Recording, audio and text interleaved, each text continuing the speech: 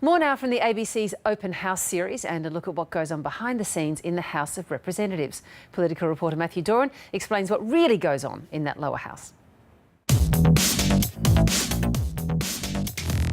And I address this to every member of this House, issue after issue after issue. Parliament is a forum for debate and accountability. And of course, it's where the nation's laws are made. I commend the bill to the House. The House of Representatives is where much of the government's agenda is aired for the first time.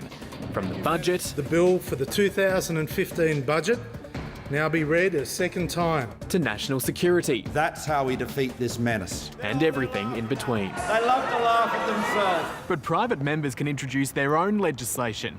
Much of the time, such bills can be introduced and then they're never seen again. The introduction of this bill into the House today is a significant... For example, coalition backbencher Warren Entsch's same-sex marriage bill is yet to be properly debated. Well, these aren't matters for the Speaker.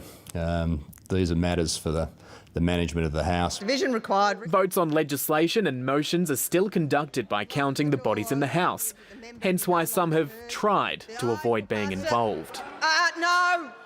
Lock the doors, too late.